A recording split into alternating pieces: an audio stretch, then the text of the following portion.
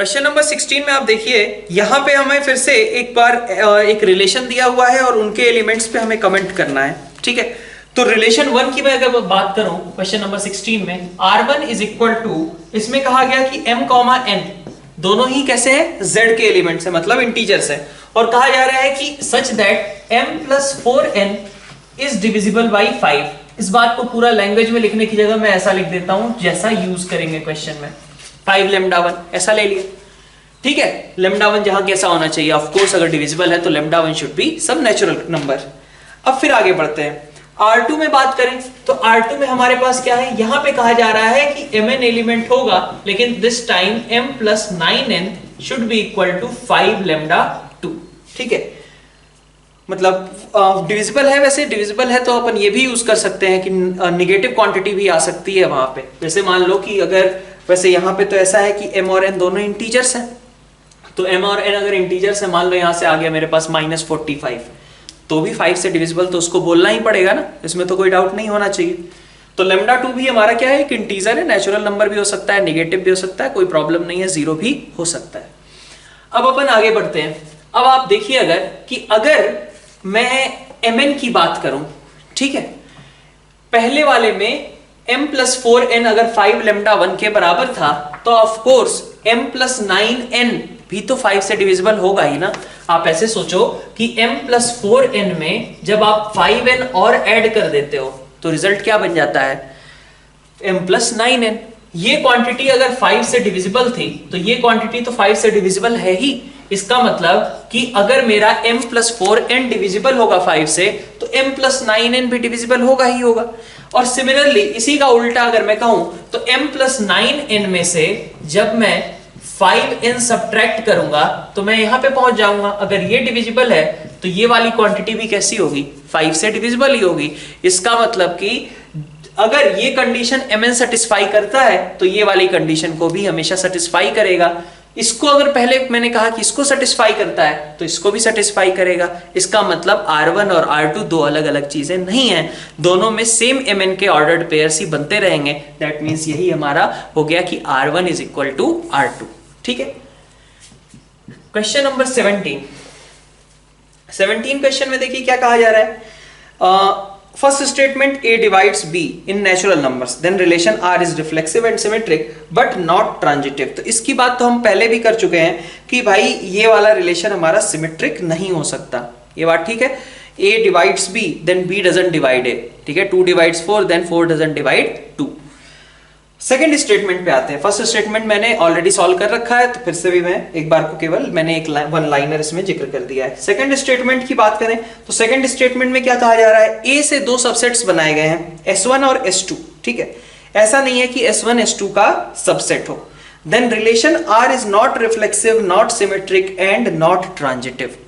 तो आप अगर ये देखिए कि अगर मैंने सेट A में से कुछ एलिमेंट्स लिए, उनसे मैंने एक सबसेट बना लिया S1, दूसरा एक सबसेट बना लिया S2। जब मैं रिफ्लेक्सिव की बात करूंगा, ठीक है, रिफ्लेक्सिव में मैं क्या खोजने जाऊंगा कि S1 कॉमा S1, ठीक है, ये खोजने के लिए जाऊंगा। तो उसका मतलब क्या होगा कि S1, इसका मतलब होगा S1 and S1 are subsets of A। ये बात ठीक है, S1 and S1 are subsets of A, ये बात बिल्कुल ठीक है। लेकिन इसके बाद दिक्कत हो गई, क्योंकि S1 तो S1 का सबसेट होगा ना, और यही कंडीशन में कहा गया है, रिलेशन R में ये कंडीशन दी हुई है कि S1 should not be subset of S2। मतलब अगर ये रिलेशन को फॉलो कर रहा होता तो ये कंडीशन होनी चाहिए थी, S1 and S1 are subsets of है, कोई दिक्कत नहीं। लेकिन S1 is not a subset of S1, ये वाली बात तो गलत हो जाएगी ना। कोई एक सेट अपने खुद का तो सबसेट होता ही होता है। इसका मतलब यहां की वजह से क्या हो गया, रिलेशन रिफ्लेक्सिव नहीं रह गया। किस वजह से, इस वाली वजह से, ये इंपॉर्टेंट है। फिर जब हम सिमेट्रिक की बात करेंगे, सिमेट्रिक में अपन बोलेंगे कि S2 कॉमा S1 भी एक एलिमेंट होना चाहिए। ठीक है, तो अब आप इस बारे में देखिए, S2 कॉमा S1 का मतलब क्या होगा, इसका मतलब होगा S2 and S1 are subsets of A। ठीक है, S2 and S1 are subsets of A। और लेकिन साथ में क्या रहा, अपन पहले बोलते थे S1 is not a subset of S2, ठीक है, तो यहां बोलेंगे क्या हम, S2 is not a subset of S1। लेकिन क्या ऐसा है क्या कि अगर S1 S2 का सबसेट नहीं है, मतलब पहले हमारे पास जो ओरिजिनल स्टेटमेंट था वो ऐसा कुछ था, S1 is not a subset of S2। अगर S1 S2 का सबसेट नहीं है तो क्या S2 भी S1 का सबसेट नहीं हो सकता? ऐसा तो नहीं है ना। मान लो मैंने कहा कि S1 में मेरे पास पहले ऐसा था S1 और S2 जो दिए गए हैं, मान लो S1 में इस तरीके का सेट लेता हूं जिसमें मेरे पास एलिमेंट्स मैंने ले लिए कुछ 1 और 3, ठीक है, और S2 में मैंने ले लिया सिर्फ 3, सबसेट्स नहीं है, दोनों एक है। S1 S2, ठीक है, S1 S2 इस कंडीशन को सेटिस्फाई करते थे, S1 was not a subset of S2, लेकिन S2 तो क्या बन गया, सबसेट बन गया ना S1 का। बात समझ में आ रही है क्या, कहां से दिक्कत हो रही है, S1 S2 का सबसेट नहीं है, ये बात मैंने मान ली, तो मैं क्या श्योरली कह सकता हूं क्या कि S2 भी S1 का सबसेट नहीं होगा? ये बात नहीं कह सकते। इसलिए हम कह सकते हैं क्या कि रिलेशन हमारा सिमेट्रिक भी नहीं है। तो यही रीजन था जिसकी वजह से हमारा रिफ्लेक्सिव वाले में दिक्कत आई, सेम वही रीजन है ऑलमोस्ट कह लो जिसकी वजह से हमारे पास सिमेट्रिक में भी प्रॉब्लम आ रही है। अब ट्रांजिटिव की बात देख लेते हैं। तो अब आप देखिए कि अगर ये कंडीशन S1 और S2, मतलब फिर से ट्रांजिटिव के लिए लिख लेते हैं अलग से। मान लो ऐसा था कि S1 was not a subset of S2, ठीक है, S2 was not a subset of S3, मतलब S1 और S2 मेंबर्स हो गए, S2 S3 ये भी क्या हो गया, मेंबर हो गया। तो क्या जरूरी है क्या कि S1 S3 भी इस तरीके का मतलब S1 should not be subset of S3, ऐसा जरूरी है क्या? फिर से आप सोच सकते हो नहीं होगा, क्योंकि S1 अगर S2 का सबसेट नहीं था कोई दिक्कत नहीं, S2 भी हमारा S3 का सबसेट नहीं था फिर भी कोई दिक्कत नहीं, लेकिन ऐसा हो सकता है ना कि S1 जो है S3 का सबसेट हो, ऐसा हो सकता है। जैसे आप देखिए, अगर मान लो मैं कहता हूं कि हमारे पास S1 को मैं मान लेता हूं कुछ 1 3 5 7 है ना, S2 में मैंने मान लिया कि कुछ हमारे पास आ गया 3 और 4, ठीक है, और S3 में मैंने मान लिया कि S3 में मेरे पास आ गया 4 7 है ना।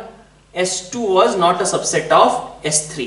तो S2, अब हमें क्या दिखाना है, अगर हम ऐसा प्रूव कर लेते हैं कि S1 is subset of S3 है ना, तो अपना काम बन जाएगा।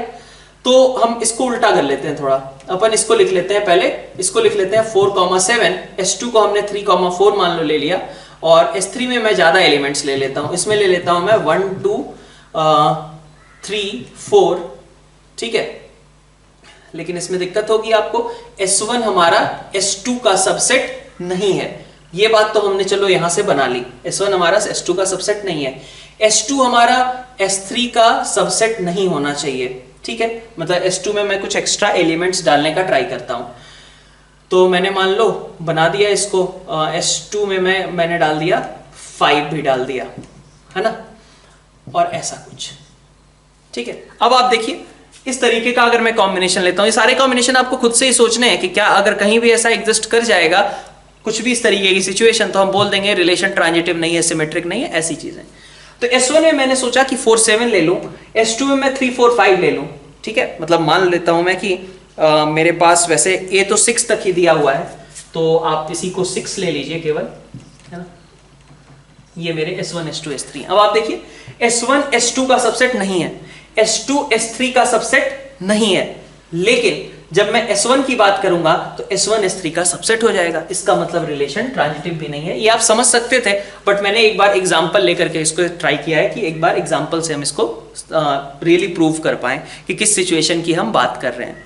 अब क्वेश्चन नंबर 18 और 19 की बात करें, 19 हमने ऑलरेडी डिस्कस कर दिया है, और 18th क्वेश्चन अगर आप देखेंगे तो 18th क्वेश्चन मतलब बहुत ही सिंपल सा क्वेश्चन है, आप आसानी से इसको सॉल्व कर सकते हो, ठीक है। मैं क्वेश्चन नंबर 20 पे जाता हूं, यहाँ पे थोड़ा सा मॉड की बात की गई है, इसीलिए इसमें थोड़ा इंपॉर्टेंट है, मतलब शायद आपको उतना बेहतर आइडिया ना हो, तो इसी चीज को मैं एक बार को डिस्कस कर लेता हूं। मॉड क्या करता है, मॉड क्या करता था कि किसी भी पॉजिटिव क्वांटिटी को पॉजिटिव ही बना करके रख देता था as it is, mod of 5 is equal to 5, but mod of -3 was equal to 3 and mod of 0 was equal to 0। यही थी मॉड की प्रॉपर्टी फिलहाल जो आपको समझनी है। अब आप देखिए यहां पे कहा जा रहा है कि x is equal to mod y, x y का मतलब है कि x is equal to mod y, ठीक है। अच्छा, अपन गए रिफ्लेक्सिव के लिए। रिफ्लेक्सिव में क्या सोचने जाएंगे, x कॉमा x, ये क्या रिप्रेजेंट करेगा, x is equal to mod x। सही है बात। तो x is equal to mod x, क्या ये बात हम कह सकते हैं क्या कि करेक्ट होगी? जरूरी नहीं है ना, क्योंकि अगर मान लीजिए आपकी x हमारा -5 था, तो यहां तो -5 ही रहेगा, इधर कितना बन जाएगा, +5 बन जाएगा, इसलिए हमारा ये रिलेशन रिफ्लेक्सिव नहीं होगा। तो अब रिफ्लेक्सिव नहीं होगा तो आगे बढ़ते हैं। रिफ्लेक्सिव के बाद क्या आएगा, सिमेट्रिक आता है। सिमेट्रिक में देखिए x, y, इसने कहा कि x is equal to mod y, तो मैं कह सकता हूं क्या कि y is equal to mod x? ऐसा है क्या कि y is equal to mod x मैं बोल दूं? आप ऐसे सोचिए कि यहां पे मेरे पास 5 है और ये क्या आएगा, -5 आएगा। ठीक है, जब मैं yx की बात करने जाऊंगा तो yx में इसी कॉम्बिनेशन से अगर मैं लिखने जाऊं तो मेरे पास क्या आना चाहिए कि भाई -5, ठीक है, y is equal to mod x, ऐसा। तो ये बात तो गलत है ना, ये बात तो गलत हो गई कि -5 इज इक्वल टू मॉड 5, तो रिलेशन सिमेट्रिक भी नहीं रहा। क्या कहा हमने कि भाई 5, -5 ये तो इस कंडीशन को सेटिस्फाई करता है, लेकिन -5, 5 ये इस कंडीशन को सेटिस्फाई नहीं करता, और इसलिए रिलेशन हमारा सिमेट्रिक भी नहीं रह जाएगा। नेक्स्ट अपन ट्रांजिटिव भी देख लेते हैं। ट्रांजिटिव में आप देखो क्या करना होगा। ट्रांजिटिव में हमारे पास क्या कहा जाएगा, x y एक एलिमेंट है, दैट मींस कि x is equal to mod y, y z एक एलिमेंट है, तो y is equal to mod z। ठीक है, अब इसके बाद देखिए x is equal to mod y, y is equal to mod z, तो अपन कह सकते हैं क्या इन दोनों से कि x is equal to mod के अंदर y खुद क्या था, मॉड z के बराबर। मॉड z खुद कैसा हो गया होगा भाई, पॉजिटिव तो हो ही गया होगा ना, है ना। x is equal to mod z, वो तो खुद ही कैसा हो चुका है, पॉजिटिव हो चुका है। तो अपन बोल सकते हैं क्या कि x इज इक्वल टू, भाई एक बार जो चीज पॉजिटिव हो चुकी है उसके ऊपर कितने भी मॉड लगाते जाओ कोई फर्क नहीं पड़ने वाला ना भाई। मॉड ऑफ माइनस, जैसे मैंने कहा कि मॉड ऑफ -5, अब -5 का +5 बन गया तो उसके बाहर में एक मॉड रहे, 2 मॉड रहे, 3 मॉड रहे, बात बराबर ही हर बार। तो वही चीज है यहाँ पे कि मॉड z है, मॉड z पॉजिटिव हो चुका है, अब उस पे जब मैं बार बार उस पे मॉड लगाऊंगा तो कोई फर्क नहीं पड़ता, वो पॉजिटिव क्वांटिटी ही बार बार बाहर आती रहेगी। तो x की वैल्यू यहां से कितनी हो गई हमारे पास, मॉड z के बराबर, और अपन कह सकते हैं कि x, z will be an element, that means कि रिलेशन हमारा ट्रांजिटिव होगा। क्वेश्चन नंबर 21, ये चीज भी हम सॉल्व करेंगे लेकिन अभी नहीं, फिर से वही दिक्कत है हमारे पास थोड़ा सा परमुटेशन कॉम्बिनेशन वाली। ठीक है, मे भी आपको कहीं एक आध क्वेश्चन और भी इस तरीके के मिले, लेकिन आपको अभी इसके बारे में टेंशन लेना नहीं है, आगे अपन इसको पढ़ेंगे जब हम परमुटेशन कॉम्बिनेशन वगैरह की बात करेंगे। ठीक है, तो क्वेश्चन नंबर 22 स्टार्ट करते हैं। 22 में क्या कहा गया है, 22 में हमारे पास है कि सेट ए है जिसमें फर्स्ट स्टेटमेंट की बात कर रहा, x cube plus y cube is equal to 1, और सेट बी है जिसमें कि x minus y is equal to 1। इस तरीके के हमें ऑर्डर्ड पेयर्स दिए गए हैं। तो a इंटरसेक्शन b में कह रहा है कि एग्जैक्टली 1 एलिमेंट ही एग्जिस्ट करेगा। तो मतलब हमें क्या चाहिए, एक ऐसा, मतलब a इंटरसेक्शन b का मतलब क्या हुआ, ऐसा x y जो कि x cube plus y cube को भी 1 बना दे और x minus y is equal to 1 भी कर दे, ऐसा हमें x y चाहिए। तो आप देखिए x हमारा टारगेट क्या है कि ऐसे x y मिल जाए so that x cube plus y cube is 1 and x minus y is also equal to 1, यही टारगेट है हमारा। अब इस क्वेश्चन को अपन सॉल्व करने के लिए सोचते हैं क्या सॉल्यूशंस हो सकते हैं इसके। आप कहोगे कि भाई 1,0 डायरेक्टली एक दिख ही रहा है, तो बिल्कुल वो दिख रहा है। अब अपन चाहें तो ऐसे भी इसको सॉल्व करने के लिए कर सकते थे कि x को 1 प्लस वाई यहाँ पे सब्स्टिट्यूट कर दिया, y प्लस 1 का whole cube plus y cube is equal to 1। ठीक है, क्या बन जाएगा, तो 2y क्यूब हो जाएगा plus 3y square plus 3y, है ना, 1 तो कट गया, y common, 2y square plus 3y, ठीक है, और 3y इंटू y प्लस 1, तो 3y प्लस 3 ये हमारे पास आया। अब y इक्वल टू 0 यही एक सोल्यूशन है। इस क्वाड्रेटिक के तो कोई रूट्स मिल नहीं रहे होंगे आपको, क्योंकि इसका डिस्क्रिमिनेंट कैसा दिख रहा है आपको, नेगेटिव दिख रहा है। तो y इक्वल टू 0 और x इक्वल टू 1, यही केवल एक अकेला सोल्यूशन एग्जिस्ट करेगा। तो स्टेटमेंट 1 बिल्कुल करेक्ट है कि 1,0 will be the only ordered pair which will satisfy this as well as this condition, that means this will be only term which will be present in intersection, that is a intersection b। Second statement की इसमें बात करता हूं। Second statement में आप देखिए क्या है, x plus y is equal to 1। तो एक जगह दिया गया कि x plus y is equal to 1 और साथ में क्या करना है, x cube plus y cube is equal to 1। ठीक है, अब इसको भी आप सॉल्व कर सकते हैं क्या? तो बिल्कुल उसी तरीके से आप इसको भी सॉल्व कर लीजिए। x को रख दीजिए 1 माइनस वाई, रखा 1 माइनस वाई का whole cube plus y cube is equal to 1। देखते हैं इस बार कितने सॉल्यूशंस आते हैं। 1 minus 3y into Y minus 1, तो 3y square plus 1 minus Y है ना, तो 1 और यहां से आ जाएगा प्लस का, और यहां पे माइनस 3y और साथ में प्लस 1 माइनस का y cube, minus y cube plus y cube is equal to 1। ठीक है, 1 माइनस वाई का होल क्यूब किया है, सही लिखा है क्या मैंने? Y cube minus 3y square plus 3y minus 1, जी हाँ ठीक शायद लिखा है। तो वाई क्यूब कैंसिल हो गए, तो अब देखिए आपके पास क्या बच रहा है, 3y square minus 3y is equal to 0, यही बच रहा है ना। इसका मतलब y की वैल्यूज क्या पॉसिबल है, इस बार दो वैल्यूज पॉसिबल हो गई, 0 और 1। इसका मतलब x के लिए क्या क्या बनेगा, जब y 0 आएगा तो x मेरा होगा 1, और जब y 1 आएगा तो x मेरा क्या होगा 0। तो दो ऑर्डर्ड पेयर्स हो गए ना यहाँ पे, एक 0 1 हो गया, एक 1 0 हो गया। इसका मतलब कि अगर हम कहें यहाँ पे तो दो ऑर्डर्ड पेयर्स यहाँ एग्जिस्ट करते हैं, और इसलिए हमारा दोनों ही स्टेटमेंट इनफैक्ट करेक्ट है। तो क्वेश्चन नंबर 22 के लिए आप बात करिए तो थर्ड ऑप्शन हमारा बिल्कुल करेक्ट है। क्वेश्चन नंबर 23 पे आते हैं। 23 में देखिए क्या दे रखा है, इसमें कहा रखा है कि x लेस देन y, अपन कब बोलेंगे x less than y, when y is 5 years older than x। ठीक है, y is 5 years older than x, मतलब मैं कह सकता हूं कि y is equal to x plus 5, ऐसा कुछ बोल सकता हूं। अब मेरे पास आगे क्या कहा जा रहा है कि रिलेशन ये किस तरीके का होगा, यही बताना है। तो आप देखो रिफ्लेक्सिव, मतलब रिफ्लेक्सिव के लिए क्या देखने जाओगे, x कॉमा x का मतलब हो जाएगा x is equal to x plus 5, जो कि मीनिंगलेस है। ठीक है, फिर सिमेट्रिक की बात करें वो भी नहीं होगा, डायरेक्ट समझ सकते हो, अगर y x से 5 बड़ा है तो x थोड़ी ना y से 5 बड़ा हो जाएगा। इसी तरीके से हम ट्रांजिटिव की बात करें तो वो भी नहीं होगा, क्यों? क्योंकि अगर मेरा y x प्लस 5 था, ठीक है, इसका मतलब ये किसके लिए था, x कॉमा y के एलिमेंट होने के लिए। सिमिलरली अगर मैं yz की सोचूं तो z is equal to y plus 5, इन दोनों से मुझे क्या मिलेगा, इन दोनों से मिलेगा z is equal to x plus 10। That means कि x is not related to in fact z, x और z का आपस में कोई कॉम्बिनेशन नहीं है, क्योंकि हमें तो ऐसा आना चाहिए था, z is equal to x plus 5 आना चाहिए था, लेकिन ऐसा नहीं है, तो रिलेशन हमारा ट्रांजिटिव भी नहीं होगा। क्वेश्चन नंबर 24 में भी number of subsets of having 3 और मोर एलिमेंट्स। अब फिर से आपको यहां पे थोड़ी सी दिक्कत आएगी, फिर से परमुटेशन कॉम्बिनेशन से ही थोड़ा सा ये रिलेटेड है क्वेश्चन। आपको एक बार को मैं ट्राई करता हूं एक्सप्लेन करने का। क्वेश्चन नंबर 24 देखिए, 24 में हमारे पास क्या है कि सेट ए में 2 एलिमेंट्स हैं, सेट बी में 4 एलिमेंट्स हैं। तो अब आप बताइए कि ए क्रॉस बी में कितने एलिमेंट्स होंगे, 8 एलिमेंट्स होंगे, है ना। अब 8 एलिमेंट्स हैं, नंबर ऑफ सबसेट्स हमें निकालने हैं हैविंग 3 और मोर एलिमेंट्स।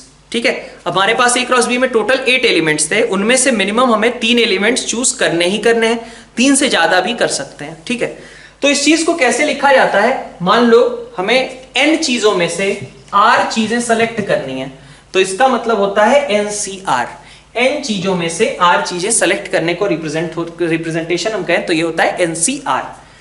इसको लिखते कैसे हैं, तो इसको अभी के लिए फिलहाल अपन ऐसे समझ लेते हैं, 1 into 2 into 3 up to n, multiply करते जाओ, 1 इंटू 3 इंटू 2 इंटू 3 इंटू 4 जहां तक है। ठीक है, मतलब जितनी चीजें हमें दी गई हैं, ठीक है, 1 से लेके n तक उनका मल्टीप्लीकेशन कर दो, और नीचे r है, r को के लिए क्या करना है, तो पहले क्या करो 1 से लेकर के r तक का भी मल्टीप्लीकेशन कर दो। ठीक है, मैं एक बार को फिर से समझाऊंगा इस चीज को इस क्वेश्चन के थ्रू, क्या n होगा क्या r होगा। पहले अपन समझते हैं, यहां पे n यहां पे r लिखा है तो उसका मतलब क्या होता है, 1 से n तक का मल्टीप्लीकेशन किया, नीचे 1 से लेके r तक का मल्टीप्लीकेशन किया। ठीक है, अब नेक्स्ट चीज बची होगी, अब क्या करो, n में से r को सब्ट्रैक्ट कर दो, n माइनस r बचेगा। अब फिर से लिखना शुरू करो, 1 इंटू 2 इंटू 3 अप टू कहां तक लिखना है, इस बार n माइनस r तक लिखना है आपको। क्या कहा मैंने, ऊपर n था 1 से n तक मल्टीप्लाई कर दो, नीचे r था 1 से r तक मल्टीप्लाई कर दो। एक और टर्म यहां पे देखो, n और r का डिफरेंस, 1 से लेके n माइनस r तक लगातार मल्टीप्लाई करते जाओ। अब जैसे मैं कहूं इस क्वेश्चन की बात करूं तो यहां पे हमारे पास सबसेट में कितने एलिमेंट, मतलब टोटल कितने एलिमेंट्स थे ए क्रॉस बी में, 8 एलिमेंट्स। हमारे पास क्या कहा गया कि हमें 3 और मोर एलिमेंट्स चूज करने हैं, तो हम 8C3 की बात करेंगे। 8 में से 3 एलिमेंट्स अगर चूज करने हैं तो ऊपर टोटल नंबर ऑफ एलिमेंट्स कितने चूज करने हैं वो नीचे लिखा जाएगा। 8C3 इसका मतलब क्या होगा, 1 इंटू 2 इंटू 3, ऊपर 8 लिखा है, 8 तक मल्टीप्लाई कर दो, नीचे 1 इंटू 2 इंटू 3, R3 था, 3 तक मल्टीप्लाई कर दो, n माइनस आर कितना बचा, 5 बचा ना, 1 इंटू 2 इंटू 3 इंटू 4 इंटू 5, ये हमारा 8C3 आ जाएगा। इसको आप सॉल्व कर सकते हो, 1 into 2 into 3 up to 8 upon इतना इतना इतना, ये सॉल्व कर सकते हो आप। ये 8C3 हुआ। इसका मतलब क्या हुआ, ये नंबर ऑफ वेज हो गए in which we can select 3 things out of 8। ठीक है, तो हमारे पास सबसेट में टोटल A क्रॉस B में कितने एलिमेंट्स थे, 8, उनमें से हमें 3 एलिमेंट अगर एग्जैक्टली चूज करने थे तो उसके कितने तरीके होंगे, ये होंगे। ठीक है बात। अब देखिए सिर्फ इतना ही नहीं था क्वेश्चन में ये भी कहा गया कि 3 से ज्यादा एलिमेंट भी मैं चूज कर सकता हूं। तो 3 से ज्यादा कितने कर सकता हूं, 4 कर सकता हूं, 5 6 7 8। तो अपन उसको भी लिखना पड़ेगा कि 8 में से अगर मैं 4 सेलेक्ट करने गया तो लिख सकते हैं क्या, 1 2 अप टू कहां तक, 8 तक, नीचे 4 दिखा तो 1 से लेकर के 4 तक, और देखिए आगे n माइनस आर करोगे तो 8 माइनस 4 कितना आएगा, 4 आएगा। इसका मतलब 1 से लेकर के 4 तक का मल्टीप्लीकेशन। फिर से ये हमारा 8 में से 4 चीजें सेलेक्ट करने का हुआ। सिमिलरली 8C5 अगर आप ऑब्जर्व करोगे 8C5 यही आएगा फिर से, क्योंकि 5 ये पूरी टर्म, n माइनस आर करोगे तो 3 आएगा, 1 2 3। यहां पे क्या करना है, ऊपर वाली चीज को एज इट इज लिख देना है, 1 से लेकर के वहां तक का मल्टीप्लीकेशन, नीचे वाली चीज को एज इट इज लिख देना है उतना मल्टीप्लीकेशन, फिर इन दोनों का डिफरेंस लेना है, जो डिफरेंस आया 1 से लेकर के वहां तक का मल्टीप्लीकेशन लिख देना और सॉल्व कर लेना है। 8C5 आप लिख सकते होगे शायद इसके बाद, क्योंकि वो 8C3 के बराबर ही आएगा। फिर अपन इसी तरीके से 8C6 लिखें, 7 लिखें और 8C8 लिखें, क्योंकि हम 8 के 8 एलिमेंट्स चूज कर सकते थे। हमसे ये कहा गया 3 और मोर एलिमेंट्स। तो हमारे पास जो करेक्ट आंसर होगा वो क्या होगा, 8C3 plus 8C4 8C5 8C6 8C7 8C8। ठीक है, अब आप कहेंगे इतना लंबा ये सारे कैलकुलेशन करना पड़ रहा है, तो ऐसा है कि इसके लिए और भी तरीका एग्जिस्ट करता है, लेकिन अभी दिक्कत यही है हमारे पास कि हमें बहुत ज्यादा इन चीजों के बारे में पता नहीं है। ठीक है, तो हम आसानी से इन क्वेश्चंस को बहुत सॉल्व कर सकते हैं, लेकिन अभी के लिए आपको पहली बार ये टर्म इंट्रोड्यूस कराई जा रही है just for sake of this question only. ठीक है, तो आप एक बार को ये सारे एक्सप्रेशंस आप कैलकुलेट कीजिए और एक बार उन्हें ऐड करिए। यहाँ पे क्वेश्चन नंबर 25 क्वेश्चन में अगर आप देखें तो यहाँ पे A B C है और नंबर ऑफ एलिमेंट्स पूछे जा रहे हैं इन A cross B cross C। तो नंबर ऑफ एलिमेंट्स कितने होंगे, मल्टीप्लिकेशन आप करते जाइए, यही करते हो ना कार्टेशियन प्रोडक्ट में। तो भाई सेट A में 3, सेट B में 2 और सेट C में 3 एलिमेंट्स है। तो हमारे पास जब A cross B cross C लिखेंगे, A cross B cross C, इनके एलिमेंट्स क्या होंगे, number of elements in A into number of elements in B into number of elements in C, which is anyway equal to 18। तो 18 हमारे पास यहाँ पे correct answer हो जाएगा। 26 ये क्वेश्चन हमने ऑलरेडी किया हुआ है। ठीक है, ये क्वेश्चन अपन ऑलरेडी सॉल्व कर चुके हैं पीछे 4n-3n वाला।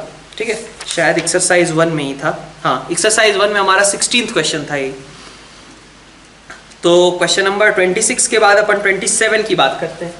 27th क्वेश्चन में आप देखिए, यहां पे हमारे पास A दिया हुआ है 1 2 3 4 और कहा जा रहा है which of the followings are functions from A to itself.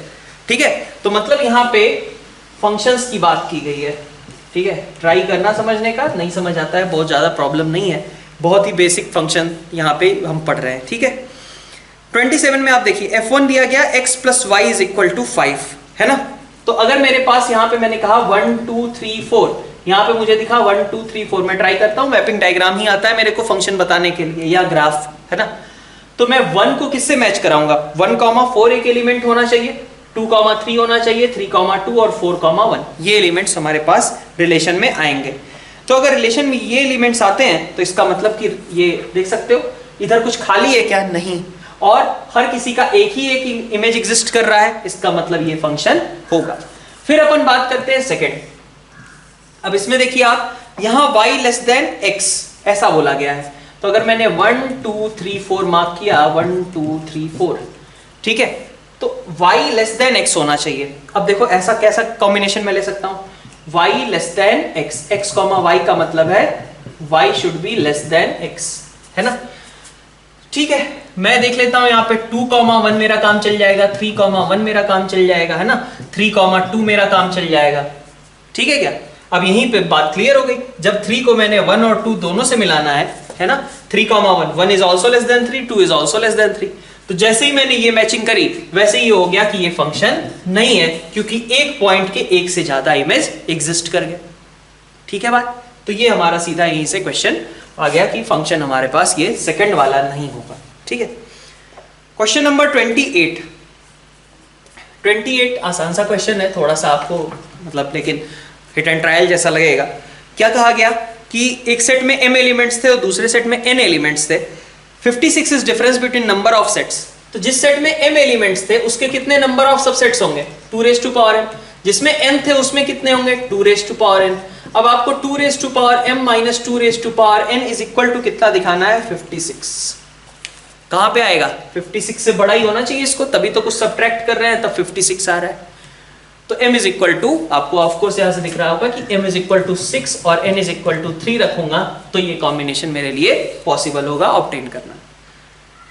फिर से क्वेश्चन नंबर 29, फिर से आपको थोड़ी सी तकलीफ होगी यहाँ पे 29th क्वेश्चन में। यहाँ पे क्या है, a और b दो सेट्स हैं, एक में 4 एलिमेंट हैं और दूसरे में 2 एलिमेंट हैं। हमें a क्रॉस b में कितने एलिमेंट्स मिल जाएंगे, a क्रॉस b में हमारे पास 4 into 2 is equal to 8 elements मिल जाएंगे। ठीक है, अब हमसे कहा जा रहा है कि इनमें से एटलीस्ट 3 एलिमेंट्स चूज करो। तो ये तो बात फिर से वही सेम हो गई ना, जो 24 था वही सेम चीज यहाँ पे भी 29 में भी हमारे लिए अप्लाई होगी। ठीक है, तो इस तरीके से हमारा ये चैप्टर का डिस्कशन यहाँ पे एंड होता है। नेक्स्ट चैप्टर अपन स्टार्ट करेंगे fundamentals of mathematics part 1। Thank you all.